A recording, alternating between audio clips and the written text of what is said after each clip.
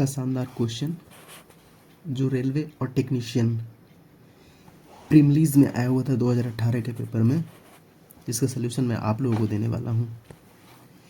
Question है, यदि समीकरण 3x² minus ax plus 6 equal to ax² plus 2x plus 2 का सिर्फ एक ही पुनरावृत्त, आप इसका इंग्लिश मतलब पढ़िएगा, हैज़ ओनली वन सोल्यूशन, यानी ये जो इक्वेशन है इसका केवल अगर एक सोल्यूशन है तो a की वैल्यू बतानी है, वो भी कौन सी, पॉजिटिव। तो इसके लिए सबसे पहले हम क्या करेंगे, इस इक्वेशन को सिंप्लीफाई करेंगे।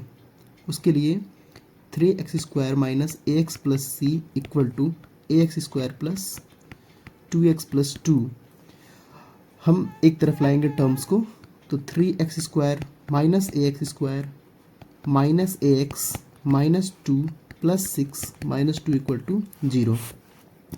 यह x² कॉमन है तो हम इसको ऐसे लिख लेंगे 3 माइनस a x² माइनस, यह x कॉमन है तो a प्लस 2 x प्लस ये 4 इक्वल टू 0। अब ये क्वाड्रेटिक इक्वेशन के फॉर्म में चेंज हो गया है और हमको पता है कि जब ओनली वन सोल्यूशन का कंडीशन होता है, यानी केवल एक हल,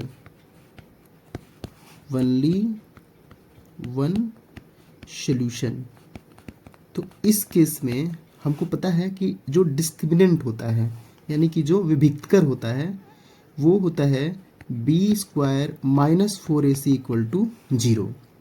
ये केवल एक सोल्यूशन के कंडीशन में होता है। अब ये b आप लोगों ने क्लास 10th या फिर प्रीवियस जिस क्लास में आप लोग का बेसिक मेथड अच्छा होगा तो आप लोगों ने पढ़ा होगा कि हमेशा क्वाड्रेटिक इक्वेशन का जो फॉर्म होता है वो होता है ax² plus bx plus c के फॉर्म में। तो ये x², ये x और c मतलब कांस्टेंट टर्म, तो a की वैल्यू जो यहाँ होगी वो होगी 3 माइनस a यहाँ इस इक्वेशन में, और जो b की वैल्यू होगी वो होगी माइनस a प्लस 2, और जो c की वैल्यू होगी वो होगी 4, और यही वैल्यू ला के यहाँ पुट कर देना है।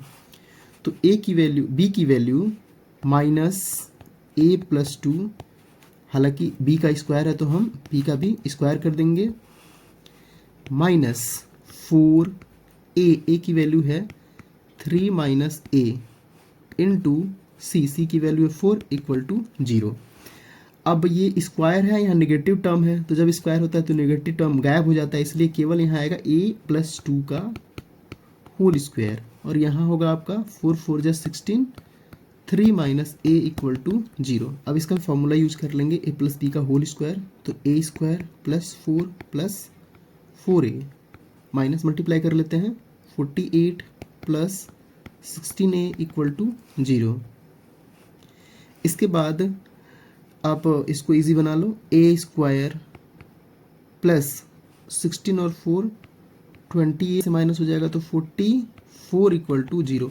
अब ये क्वाड्रेटिक इक्वेशन के फॉर्म में आ गया है। अब इसको हम सॉल्व कर लेंगे, तो 44 का ऐसा फैक्टराइजेशन करना है कि 20 आ जाए। तो आप देखो 44 का फैक्टराइजेशन करने पे 20 आए, 22 ये मल्टीप्लाई करेंगे तो आएगा, तो a² plus 22 minus 2a minus 44 equal to 0। तो a² 22a minus 2a minus 44 equal to 0। a तो a प्लस 22 माइनस यहाँ पे 2 तो a प्लस 22 इक्वल टू 0। तो यहाँ पे आप ये कॉमन ले लो, तो a प्लस 22 और a माइनस 2 इक्वल टू 0। तो ये तो वैल्यू नेगेटिव होगी, ये वैल्यू पॉजिटिव होगी, तो a इक्वल टू 2। ये क्योंकि आपसे क्वेश्चन में बोल रखा था कि हमें वैल्यू कैसी चाहिए, पॉजिटिव, तो पॉजिटिव वैल्यू का आंसर क्या आया हमारा 2। तो ये हो गया आपका आंसर। धन्यवाद ये वीडियो देखने के लिए।